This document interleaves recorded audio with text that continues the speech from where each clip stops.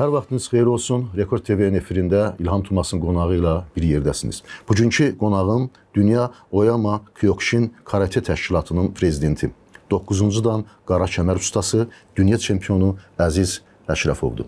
Əziz, xoş gördük sizi. Xoş gördük. Mən sizə Əziz deyə müraciət edirəm, Əziz qardaş deyə müraciət edirəm. Çünki İlham Tumasın qonağı, belə deyək, qeyri-rəsmi bir verilişdir. Bəli. Burada mən qonaqlarımla onların həyat haqqında, onların fəaliyyəti haqqında söhbət edirəm. Bəli.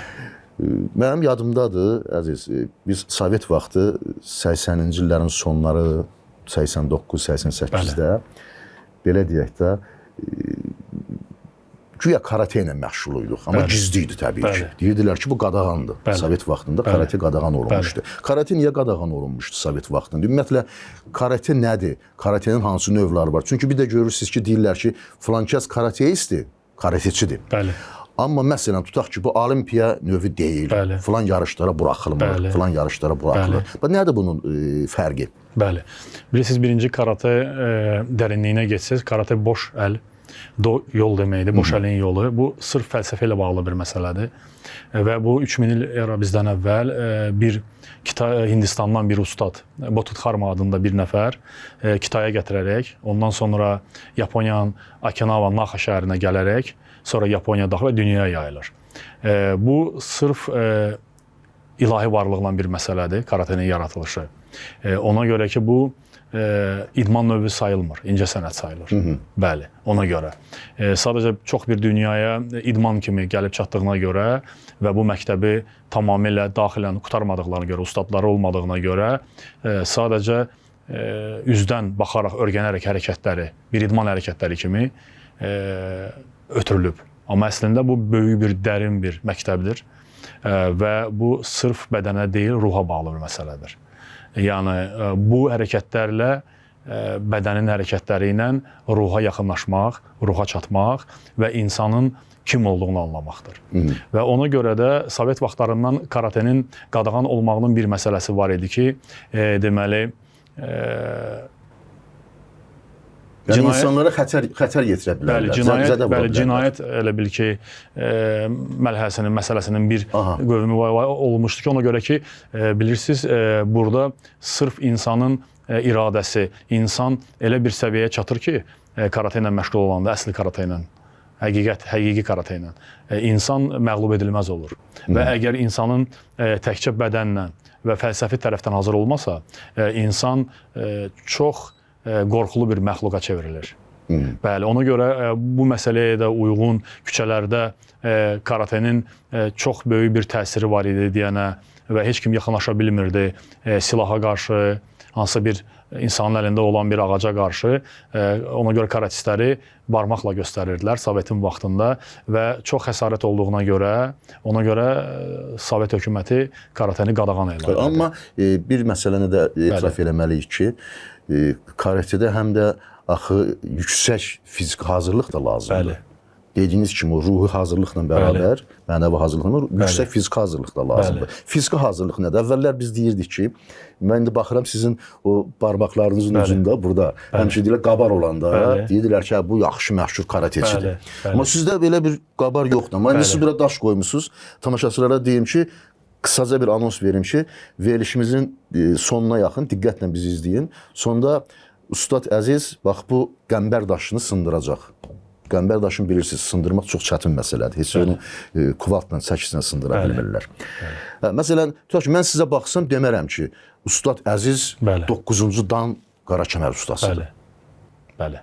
Bilirsiniz, karatenin sirri də bundadır. Əslində, karate, karatist o insana deyilirdi ki, o insan baxışdan zəif görünərdi. Amma işə keçəndə o çox bir gücə, ağla sığılmaz bir gücə qadir olardı. Ona görə bizim ustadımızın bir qəşəng sözü var. Deyir, sizə baxanda verməməlidirlər siz kim olduğunuzu. Siz gül kimi incə, şir kimi güclü olmalısınız.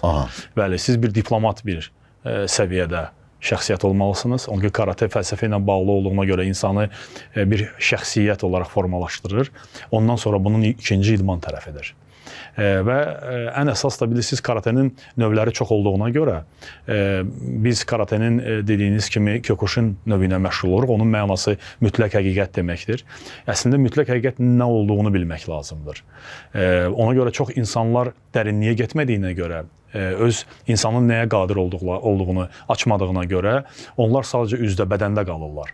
Və fiziki gücü gəlməyinin əsas məqamı ruha bağlıdır. Əgər sən bir hansısa fiziki element eləməkdən ötəri, hərəkət eləməkdən ötəri, sənin ruhən hazır olmadığın olmasa, bəli, sən onu eləyə bilməzsən. Yəni, bədənin özünün bir məhdudiyyəti var. Ağlıdır. Bəli, bədən hansısa bir məhdudiyyətdən sonra dayanır. Yəni, sən onu nə qədər təsir göstərsən də o getməyəcək. Hazır olsa belə. Və ona görə ruhən, belə götürək ki, bir aparatın ya bir batareykanın əgər onun enerjisi olmasa, o sönür və onun böyüklüyünün asılı olmayaraq heç bir təsiri yoxdur. Elədir. Bəli, insanın da həmən enerji deyilən ruhu, həmən onun o bədəninə verdiyi inanılmaz gücüdür. Həmən o fiziki gücüdür ki, onun qabağına dayanmır. Televiziyada çıxışınız vaxtı, mən də doğma olan televiziyada oranın əməkdaşıyam həm də. Orada maraqlı ifadələr uşaqlar işlətdilər, bizim aparıcı dostlarımız. Dedilər, siz beyzbol taxtasını ayaqla, yoxsa əllə sındırırsınız? Ayaqla, bəli. Ayaqla. Valla, beyzbol taxtası kifayət qədər möhkəm bir materialdan hazırlanır. Bəli. Onda belə çıxır ki, siz ona ruhən hazır olmasanız, onu sındıra bilməzsiniz. Nə qədər güclü olsanız belə. Və yaxud orada bir ifadədə işlətdiniz. Siz dediniz ki, əgər güc istifadə eləmək lazım gəlsə, o gücdən daha çox sən onu öz iradi gücünlə, elə bir təxmin, elə bir ifadə deyəsin işlətdiniz. Şuuraltı ilə bağlı. Şuuraltı ilə bağlı. Məsələn, indi dediyim kimi, bu daşı sındıracaqsınız verilişimizin sonuna yaxın. Bilmirəm, yəni nə baş verir bu prosesdə? İnsan necə öz-özünü hazırlayır ki, həmin bir an gəlir və o istənilən bir, deyək ki, maneənin qarşısını ala bilir. Nə baş verir onda? Bəli, bilirsiniz, ən birinci insan hardan gəldiyi və nə edəcəyi, hara gedəcəyini bilməkdən ötəri həmən sirrə məxsus olan elmlər var. Bu elmlər, məsəl üçün, axırıncı 1500 il ərzində deyək ki, bir İslam tərəfindən gəlib. Məsəl üçün, İslam tərəfindən qabaq başqa olan Xristiyan elmindən gəlib. Ondan sonra Yahudi elmindən gəlib. Ondan sonra Veda deyilən belə bir elm var. Ondan əvvəl deyək, yəni belə. Ondan əvvəl ondan gəlib, ondan əvvəl ondan gəlib. Bəli. Elə bir ki, bunlar bir-birlərindən... Bəli. Amma bütün ustadlar, məsələn, onların adına çoxları peyğəmbər deyir, çoxları ruhani müəllim deyir. Həmən ustadlar, onlar bir şeyi çatdırmaq istəyirlər bəşərə ki, insan bədəndən ibarət deyil, ruhdan ibarətdir və vaxtı çox azdır. Və o hardan gəldiyi, bura qədər gəldiyi ruhu aşlamaq üçün bu elmləri yayırdılar. Ki, insanın xilası sadəcə bundadır. Ona görə ki, insan vərdişlərdən ibarətdir. İnsan dünyaya bağlana bilir, çox bir şeyə bağlana bilir. Adi əlində işlədiyi telefona bağlana bilir. Biz bunu evlatlarımızdan görürük. Deməli, bu elementlərə, bu dünya aid olan varlığa bağlanmamaqdan ötəri insan başa düşməli ruhani varlıqdır. Və bu əldə etdiyi hər bir şey buna daha xas olan bədəni burada qoyaraq gedəcək. Və ondan sonra insanın dünya görüşü, dünyaya tamamilə fərqlənir. Və hərəkətləri, tərbiyəsi, əxlaqı, yanaşması, bundan çox şey bir asılıdır. Maraqlıdır, karateçini özündən çıxartmaq asandır, yoxsa nə vaxt özündən çıxa bilər? Məsələn, deyək ki, Ustad Əziz nə vaxt özündən çıxa bilər? Belə deyim sizə ki, hər bir insanın belə 5 hissiyatı var, hansı ki, Tanrı onu o hissiyatlarla yaradıb. Və bilirsiniz, o hissiyatları əgər başlı-başına buraxsan, sən idmançı olsan da, dünya çempionu olsan da və kim olmağına baxmayaraq, sən o səbirdən çıxacaqsan. Və bu səbirdən çıxmamaqdan ötəri onun da üzərində işləməlisən. Və həmən o fəlsəfi elmlərdir ki, insanı sakitləşdirərək özünü tanıtdırmağa vadar edir və bilir ki, o nəyə qadirdir. Və insan o anda, o dediyiniz bir özündən çıxmağa gələnə qədər o amili dəf edir. Bilirsiniz, məsələn, İslamda belə bir böyük zikirlərdən biri namazdır. Çox insanlar 40 illərlə, 70 illərlə, daha ömrü boyu bütün ömrünü həsr edərək namaz qılırlar və namazın qəbul olduqlarından şübhələr olur. Və onun da qəbul olmağında bir ustadlarına sual verəndə, ustad deyir ki, bunu bir yaradan varlıq bilir. Amma həqiqətdə belə deyil. Həqiqətdə hər bir insan elədiyi bir zəhmətə görə bəhrəsini almalıdır. Namazın özü də belədir. Və çox insanlar olduqları yerdə göründüyü kimi olmadığına görə onlar sadəcə bir şeyi əzbərləyərək danışırlar. Onlar özləri bunu yaşamırlar. Elə bir karatenin özündə də meditasiya deyilən belə bir amil var. Məsələn, İslami tərəfdən buna zikr deyirlər. İnsan əgər meditasiya barəsində sizə anlatmağa başlayırsa, siz bilin ki, o insan meditasiyanın nə olduğunu bilmir. Yəni, bu sırf hər bir kəsin özünə məxsus bir varlıqdır. İnsan həmən amildə olduğu anda onu anlada bilmir. İnsan, hər kəs özü onu yaşamalıdır. Yəni, hər kəsin özünə məxsus prosesdir bu. 100% belədir. Elədir.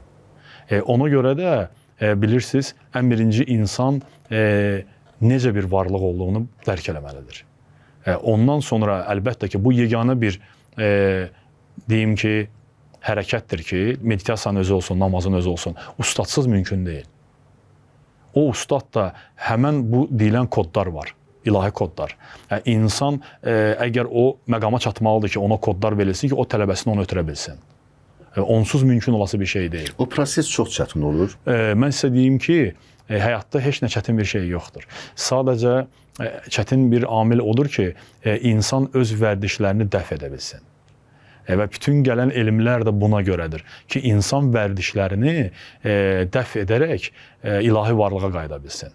Onda insan həyatda azad olur. Amma etiraf eləyək ki, sadəcə bir ziyanlı bir vərdişdən qutarmaq özü belə çox çətin olur. Amma siz 9-cu dan Qarakəmər ustasısınız, bundan sonra 10-cu dan gəlir, eləmi? Yüksək səviyyəsi 10-cu dandır. Deməli, siz onda axır nöqtə odur. Onda siz onda deməli, nə qədər o həzdən, şikrətdən üzr istəyirəm, çox şeylərdən vaz keçməlisiniz ki, və həmçinin insana məxsus o zərərli vərdişlərdən vaz keçməlisiniz ki, gəlib bu təbəqəyə çatasınız. 100% belədir. Amma əziyyətli olur da, yoxsa? Bəli, bilirsiniz necədir? Əziyyət o vaxt olur ki, insan istəmədiyi bir işlə məşğul olur.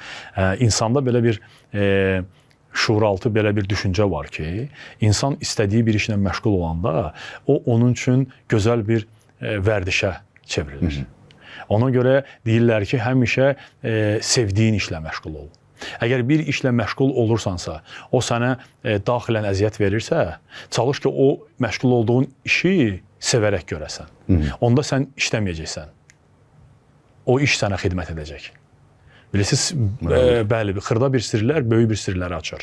Və insanın pis vərdişlərini götürməkdən ötəri buna aid, məsəl üçün, dualar var. Məsəl üçün, bir də var ki, ona bir maddi tərəfdən müdaxilə eləyəsən. Məsəl üçün. Amma bunu ruhani tərəfindən də, ki, dedi ki, insan təkcə bədəndən deyil, həm ruhdan ibarətdir. Ruhani tərəfdən də təsir eləyərək, həmən o insanın pis vərdişlərini dəf eləmək olur. Kyokushin karate növündə hansı dualardan istifadə olunur? Bayaqlar siz sadaladınız.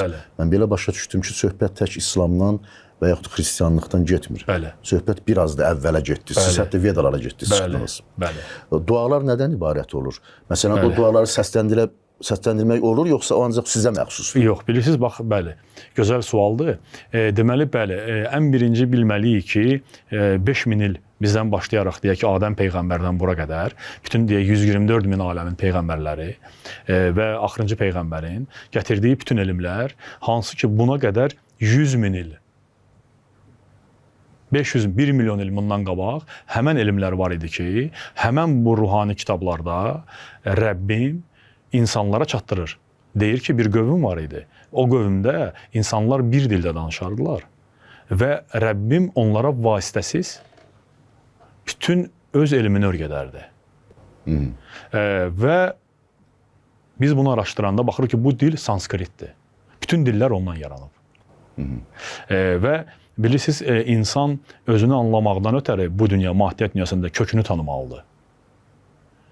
Əgər insan kökünü tanımasa, onun heç vaxt necə deyirlər, keçmişin bilməyən gələcək məsələsi. İnsan heç vaxt lazım olan nöqtəyə çata bilməyəcək. Ona görə ki, onun kökündə həmən dediyiniz bağlı kodlar var. Hansı ki, bu günləri insanlar o məqamlardan əziyyət çəkirlər.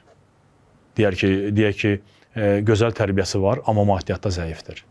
Həyatda hansı işləri alınmır. Yaxud maddiyyatı yaxşıdır, əxlaqı və tərbiyəsi pisdir. Bəli. Bu sırf həmən dediyiniz Veda elmlərinə bağlansaq, buna karma deyilir. Bəli. Bəli. Hansı ki, bu sırf insanın necə ki DNK kodları olduğu kimi, insanın da öz həyat kodları var. Hansı ki, bütün insan heç elə belə öz ailəsinə, atasına, qardaşına, bacısına seçilmir. Yəni elə belə göndərilmir. Layiq olaraq o ailəyə gəlir. Ona görə ki, onda Allahın ədaləti hardadır? Bir insan Afrikada anadan olur, su tapmır. Bir insan İngiltərədə, kraliçanın ailəsində anadan olur, hər bir şey var. Əgər biz bunu, o elmlərimiz olmasa, gizlin elmlərimiz, onda Allahın ədalətinin olmadığını düşünərik və ona neyniyərik? Üsyan edərik. Amma biz başa düşəndə ki, aha, hər bir insan, Allahın ədaləti buradadır, ruhən olaraq yaşadığı, düşündüyü, hər bir şeyə aid cavab verir və lazım olan, özünə layiq olan yerə gəlir, onda insan azad olur. O başa düşür ki, bu günləri bu yerlərsə layiqdir. Yaxşısına istəyirsə, Allah ona faali muxtar. O şansı verib ki, bəli, gəlib lazım olan yerə çatsın. Elədir. Bax, budur. İndi mən Ustad Əzizə deyə bilərəm ki, o artıq nirvanaya çatıb. Demək olar ki, elə belə onun, bilirsiniz, dediyiniz söz nirvana, o sonsuz bir, deyək ki, aləmdir. Bilirsiniz, varlıqdır. Sufizmdə deyirlər, Allaha qovuşmaq deyirlər. Əhsən, bəli. Yəni, demək olar ki, bəli, Rəbbim necə Nəsimi demiş, gözəl, siz görürsünüz onu başa düşməyən həmən o cahiliyyət, necə deyərlər, var cahil toplum və bir də var kamil toplum. Bəli, insan ki, o cahil toplumda hansı ki, hər bir şeyi gördüyü və düşündüyü kimi dərk eləyə bilir və o heç vaxt ilahi varlıqdan danışa bilməz. İlahi insan ki, o məqama çatanda Nəsimi demiş, insanın özü o varlıq olur. Ona görə ki, bəli, həqiqətdə də budur. Və ruhani kitablarında, İslamın Quran-ı Kərimində də deyilir ki, Rəbbim insanı öz nurundan üfürdü, yaratdı və bütün bəşərin, varlıqların, məxluqatların ən mükəmməlini dünyaya gətirər, özünə əhsən dedi. Mən sizlə söhbət eləyəndə nəyə fikirləşirəm açığı deyim, Ustad. Buyuruz. Düşünürəm ki, onda Əzizə bu dünyada yaşamaq, səs-küydə yaşamaq, ətrafında baş verən insanların kobudluğuna, ədalətsizliyinə dözmək çox çətindir. Yoxsa rahatdır. Mənim üçün o vacib bir məqamdır. Buyurun. Bilirsiniz, bax bu sualın cavabı belə cavablandırmaq olar. Əgər bir ustad maddi dünyada, maddi bədəni ilə, ağlı ilə yaşayırsa, ona çətin olacaq. Əgər bir insan həqiqətən özünü taparaq Tanrısına qovuşubsa, onun üçün bu dünya müvəqqəti olduğuna görə o sadəcə həmişə gülümsəyəcək və ona heç bir şey təsir etmədən bu həyatda onun üçün rahat olacaq. Üzr istəyirəm. Elə bu cavabı gözləyirdim ki, növbəti sualımı verim sizə. Bu sizin kimi o yüksək mənəvi dəyər daşıyıcısının əlimi yerlədim, getdi, bir ədalətsizlik gördüm, ötəridir. Bu o demək deyil ki, yəni siz axı susursunuz o ədalətsizliyə. Kimisə zəif incidirlər, siz onun yanından keçirsiniz, o zəifi müdafiə eləmirsiniz. Bəli. Bilirsiniz, bax, siz verdiyiniz suallar sırf ağla məxsusdur. Siz sualları ağlınızın müqabilində verirsiniz. Ağılda olan gələn sual o ömür boyu aldığı cavabdan deyək ki, rahatlaşmayacaq. Ona görə ağlın, bəli, ağlın funksiyası budur. Biz ən birinci ruha çatmazdan qabaq ağlın bizə nə üçün verildiyini dərk etməliyik. Bəli, ondan sonra onun şuuraltısıdır, dərrakədir. Fikirsiz, ağlın özünün nə qədər elementləri var. Bəli. Biz, bax, ona görə özünü tanımaq bu deməkdir. Biz biləndə o 5 hissiyat bizim üçün nəyə görə verilib? Yəni, bu şeylərin amillərini aşdıqca, biz həmən bu maddiyyat dünyasından azad olmaq o demək deyil ki, dediyiniz kimi, keçəndə bir nəfərə kömək lazımdırsa, ona kömək etməmək. Xeyr. Bilirsiniz, Quranda belə bir ayə var. Deyir ki, əgər Rəbbim istəməsə, ağacdan bir yarpaq belə yerə düşməz. Deməli, biz düşünsək belə ağılla, yəni küləkdir, ya hansısa bir fəlakətdir, yarpaq, ağac qopur düşür. Və burada Allahın hikməti nədədir? Yəni, sir buradadır ki, hər bir gördüyümüz insanın başına gələn bir fəlakət, ya özümüzün başına yaşadığımız bir amil bu dünyada bizim layiq olduğumuz bir andır. Bu nə qədər çətin olsa da belə, bu reallıqdır. Yəni, biz nəyəsə qadir olmasaq, biz nəyəsə layiq olmasaq, bizi heç kim aldada bilməz. Biz heç bir fəlakətə düşə bilmərik. Hər bir insan özünü mükəmməl saya bilər. Amma Rəbbin dərgahında sən kamilsənmi? Sən əgər kamil olandan sonra, sən bir nəfərə kömək eləməkdən ötəri, sən öz adına görə, ya öz içində keçdiyin, yaşadığın hissə görə heç kimə kömək eləməyəcəksən ki, sənə yaxşı olsun. Qıraqdan görsünlər ki, sən kiməsə kömək elədin. Xeyr. İlahi səsdən gələn, ilahiyyata aid olan bir hərəkət orada insan düşünmür. Əgər ona köməyi lazımdırsa, o köməyini edir. Valla, məni ustad götürdün, apardın bütün mənəvi məsələlərə. Bəli. Əsas məsələ yaddan çıxdı. Mən belə düşünürəm ki, çünki tamaşaçılar üçün də maraqlı olacaq. Bəli. Yaxşı, mənəvi dəyərlər öz yerində. Bəli, buyurun. İdmansın təbii ki, mənəvi dəyər olmalıdır. Bəli. Zəifin yanında olmalıdır. Bəli. Zəifi incitməməlidir. Bəli. Doğrudurmu? Bəli. Belə. Bax, məsələn, deyək ki, Ustad Əziz Əşrəfov 9-cu dan qara kəməri yalnız bu mənəvi məsələlərə görə alıb, yoxsa bir fiziki bir, belə deyək də, bir nümayiş göstərib ki, filan kəsi vurdum, yıxdım və yaxud filan kəsi neynədim, belə. Bu da maraqlıdır. Bəli, gözəl. Siz maddiyyat dünyasında yaşadığımıza görə, gərək bura uyğun olan qanunlara uyğun da gərək, necə deyərlər, göstərə bilək, yaşaya bilək. Ona görə də, məsələn, beyzbol ağacından siz sual verdiniz ki, məsələn, bu beyzbol ağacını, bir dənə beyzbol ağacının üstündə 1 ton yük saxlanılır. Bəli ki, 10 beyzbol ağacını 5-5-nə bağlayıb qırmaq, görürsünüz, ağıl bunu düşünə bilmir. Siz onu bir-birinə bağlayıb qırmışsınız. Bəli, 5-in 5-ə. Mən elə bilim, birindən söhbət gedir. Xeyr, 10 dənəsini bir yerdə 5-in 5-ə bağlayaraq, onun bir yerdə qırmışam. Yəni, hansı ki, 100 ildə dünyada ustalar 4 və ən çoxu 6 dənəsinə müvəffəq ola biliblər. Yəni, bu ağılla düşünsən, mümkün olası bir amil deyil. Ayaq sınar, zədələnər. Əhsən. Bu deməli, nə varlıqdır? Deməli, bu ağıl üçün deyil. Əhsən. Deməli, ona görə də bütün yaşadığımız amili və gördüyünüz, dediyiniz kimi bir nəfərə köməyi, ilahi qüvvəni ancaq qəlblə dərk eləyə bilərsən. Əgər ona ağla, şura dərk eləmək istəsən, sən o anda dayanacaqsan. Yəni, ağılla dərk olunmamalıdır. Mümkün deyil. Ruhla, mənəviyyatla dərk olunmalıdır. Dərk olunmalıdır. Bax, həmən o qırdığımız o beyzbol bitanın, onun da həmən o deyilən ki, enerji var. Hansı ki, mənə elə gəlir sizin də uşaq vaxtı, cavanlığınızda, ya da bizim də olub ki, belə arxamızcan bir it düşüb, ya bir hadisə olub, ya yanımızda bir bacımız olub, ya bir yaxınımızda kimisə görmüşük, qonşu ki, bilmişik it onu parçalayacaq. Bu anda düşünmədən belə hərəkət eləyək, o itə cumaraq, iti qapışaraq, amma aynı anda düşünsəydik ağlımız bizi stoplayıb qoymazdı. Məni parçalaya bilər. 100% qoymazdı. Biz addım eləməzdik. Elədir. Onu can şirin bir məxluq. Bəli, amma görürsüz, bax biz bu an, həmin o an var ha, o ilahi andır. Yəni qəhrəmanlıq da dillə bir an məsələsidir, o da olur. Əhsən. Qəhrəmanlıq ruhla olur. Əhsən. Ona görə də nəyə görə insan İslami amildə insana yüksək bir məqam verildi, şəhid məqamı. Bu ruha bağlıdır, bədənə bağlı deyil. Elədir. Əhsən.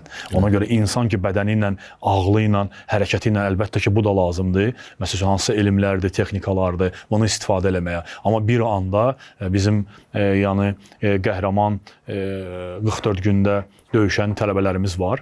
Hansı ki, onlara sual verirdik ki, yəni siz bu anda döyüşlərdə hansısa bir savadınızdan mı istifadə edirdiniz? Deyirdilər ki, xeyr. O anda bizə nə öyrətmişdilərsə, hamısı yaddan çıxmışdı.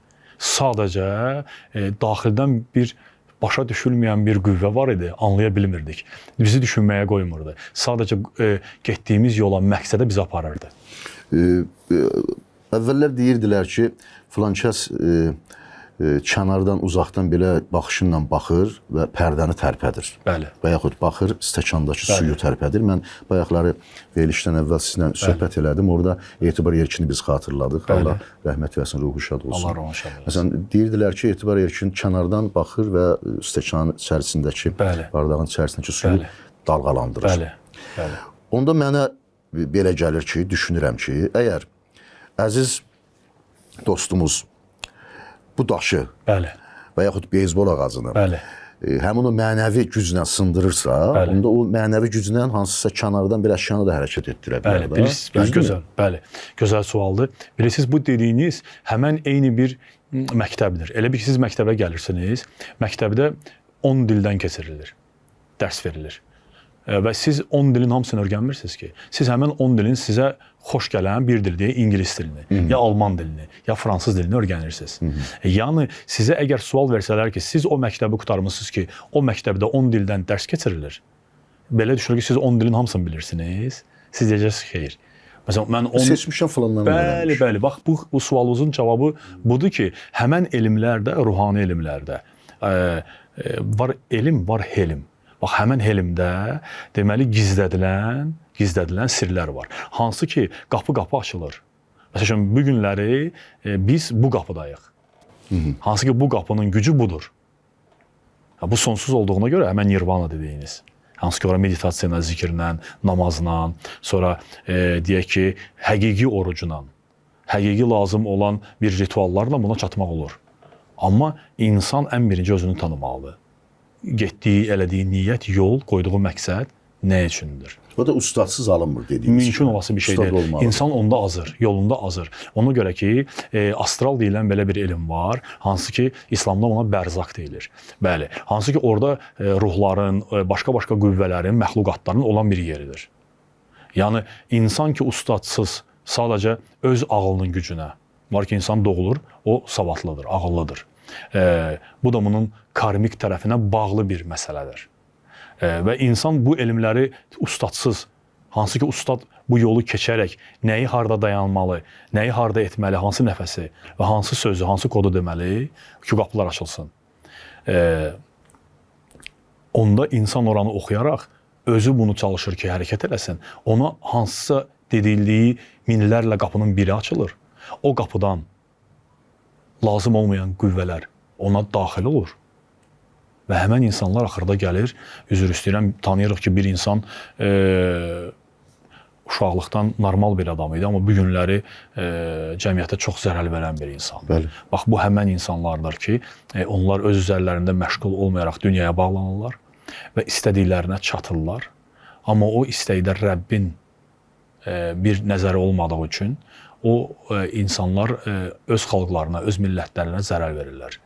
O kürsüdə oturaraq. Elədir. Bir yaxları elə verilişdən əvvəl də sizlə masarxası söhbətdə xatırlayırsınız. Mən dedim ki, Azərbaycanda əksəriyyət deməyək, bəzi idmançı dostlarımız var ki, müəyyən uğurlar əldə edəndən sonra lazımsız dəstələrə qoşulurlar, kriminallara qoşulurlar, digər zərərli vərdişlərə meyl edirlər. Onlar da yəqin ki, o yolunu belə deyək, düzgün tutmadıqları üçün Allah köməkləri olsun. Bəli, bəli. Onlar siz sırf bədənlə məşğul olurlar. Yəni insan deməli insanda iki amil var, heyvani və insani. İnsan özü gücləşdikcə, əgər onun mənəvi amili yoxdursa, onun heyvani gücü çoxalır və o istər-istəməz o heyvani gücü harasa istifadə etməlidir. Və bütün təkəbbürlük, insanın deməli özünü apara bilməməyi, dediyiniz həmən o lazım olmayan qruplara qoşulmağı və tərbiyəsizliyi, lazım olmayan tərbiyə yüksəkliyi olmadığı amillər əlbət gətirir buna çıxartmalıdır. Çünki o enerji bədəndən çıxmalıdır. O dağıdıcı bir enerjidir. Dağıdıcı enerjini saxlamaqdan ötəri də onu dəf eləyən enerji lazımdır. Bu da sırf fəlsəfəyə, mənəviyyata bağlıdır. Ona görə karate, əsli karate ustadı, adi idman müəllimindən çox başqa bir fərqlənir və yoldadır. Və idman müəllimi sırf bədənə aid bir məsələdir. Amma ustad insanı təkcə bədən və fiziki ilə yox, onu həyat tərzini necə yaşamalı, şəxsiyyət olaraq kamilliyə çatdırır. Əziz qardaş, çox sağ ol ustad. Buyurun. Mən sizə minnətdaram. Mən dostumuz, bizim qazi dostumuz Bəhruza da elə buradan efir vasitəsindən minnətdarlığımı bildirirəm ki, sizi məndən tanış elədi. Bəli, Zaur. Zaur üzr istəyirəm. Bəli. Var olsun və inşallah mən düşünürəm ki, biz yenə sizlə görüşəcəyik. Çünki sizlə söhbətdən doymaq olmur.